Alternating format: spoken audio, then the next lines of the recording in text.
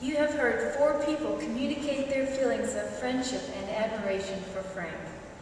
We've also read a small sampling of the messages of admiration that we have received over the last 2 weeks. As you were listening, perhaps you were able to recall a special moment or thought that you would like to pay tribute to Frank. If that is the case, this next section of the service is for you. I'm going to step back from the podium and open it up for anyone who would like to join the previous speakers in remembering Frank. Please consider this as an invitation for you to come up and share your memory. First of all, I have to get rid of my gun, because Frank observed me in Misawa when I was teaching biology. He was the academic director. Also took notes. I was up at 5 this morning making notes. Also at 12 I was making notes. And the best ones are the blank sheets. So I'm going to put the notes away and hopefully I don't ramble. As many of you have said, Frank is your friend. I considered him his friend. Ruth considered him his little brother. I don't make friends easily. Frank was easy to be friends with. The title of my speech is going to be The Last Breakfast. Not any disrespect for the Last Supper, but the last breakfast that we spent with Frank. Frank had been confined in his house, except when I took him out for supper one evening and forced him out. Then took him back, and the next time Ruth was taken to the hospital. And we knew it was a good thing because he couldn't remember the number of the Japanese taxi. For Frank to forget a number is amazing. He knows license numbers from when he's 5. So while he was in the hospital, he was getting better. The object was for him to go back to Boston for a test. We expected we'd never see him because he retired. He wouldn't come back. So the doctor and Ruth arranged it. Why don't we take him out for a meal? We were thinking supper just because, I don't know why. But Frank, Bruce's breakfast was Frank's favorite meal. Breakfast at Denny's was Frank's favorite place in the world. I always tried to pry him out to go to Jonathan's, but he would not move. On a Saturday, I couldn't convince him to go to Jonathan's. So we took him to his favorite spot, favorite table, Denny's. We were there for a little over 2 hours. Frank's wit was back. All week his memory was improving. His wit was back, his jokes, his puns. So half that 2 hours, Frank was telling puns and Ruth was telling puns.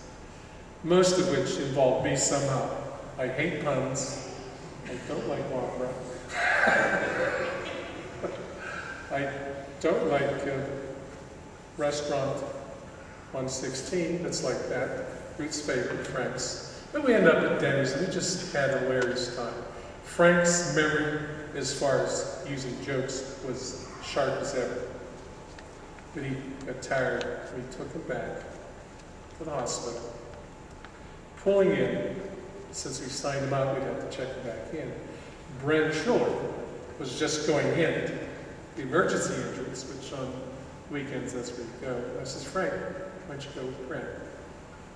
So seeing Frank go in with Brent, Frank moving very slowly, but the banter between him and laughing. So I just felt that's the best way to remember Frank, laughing as he's going into the building with Brent. So I was glad to hear that continued when he was in the hospital. So I have fond memories that breakfast, best 2 hours we had with Frank. That's what he wanted. And I think it's fitting that Frank died in Japan. Frank thought Japanese, he watched Japanese shows. I would give him videos that I loved. Frank would give them back 3 months later. He never watched them. He'd rather watch Japanese. So he immersed himself into there. So many of the pictures that you're going to see in reception, quite often I was standing right next to Frank, taking those same pictures. I always accused him of posting my pictures on Wikipedia. I was going to put watermarks on my pictures because they had to be mine. They weren't, but you know, hey, I have the same thing here. I'm really going to miss Frank. I don't make friends easily. Once you're my friend, you're a friend for life. But with the Maryland system, if you don't make friends now, they're gone. They're going to be gone in 2 semesters a year. So I learned to make friends with Frank. Been friends with Frank for a long time. Frank, when he was science director, labs would be on Friday night. So I was teaching 5 nights a week. Ruth would go out with maybe 2, 3 of those nights for Frank to eat. Friday night, he said my labs were paying for him to go down to Nicola's with Ruth. He arranged for me to teach labs Friday nights. He'd go out with my wife and have me pay for it. So that's his humor. I'm going to miss him deeply as a friend. We were in total shock when they called us in the middle of the night to say he'd died. We really thought at the end of the week we wouldn't see him until we went back to the States. We never thought that that breakfast was the last breakfast. I type with 2 fingers, so Ruth's been getting emails from everybody and responding to those, and love from Frank from Asia. Friends in Asia, friends in Europe, friends in Adelphi, friends outside that system have been overwhelming. He had a lot of friends, and it's a worldwide friendship. Frank also had good friends at Joel. Frank introduced me to the Joel system 5 or 6 years ago. I've been with the same people. Ruth cried. I'm not a crier. It took me a month for me to cry for my mother. I don't cry. So Ruth is crying, I'm trying to be stoic, you know. Went into Joel. Went up to the first person, friend. I said, Frank passed away.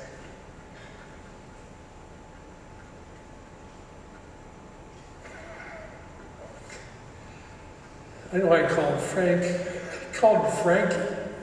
Frank liked to be called Frank. I called him Frankie because it irritated him. Because I figured, how you can get under Frank's skin? Frankie. Ruth would say, don't call him Frankie, he doesn't like it. I said, why do you think I'm doing it?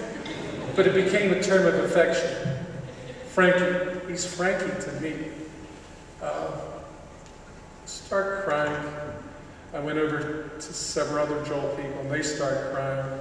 And I had some tears. I sat down at my desk, and I looked, there's men crying, badly tears. I just cried like a baby.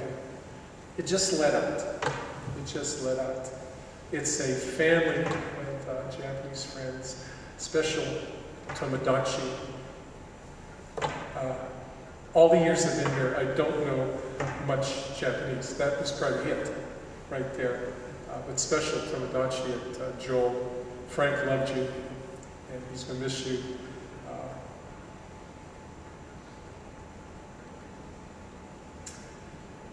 Frank never berated me for not knowing Japanese. We did a lot of photography trips. Coming down 16 from Nikko, teaching me Hidari, Migi, every light, Paul. I couldn't remember the whole way down, 200 lights.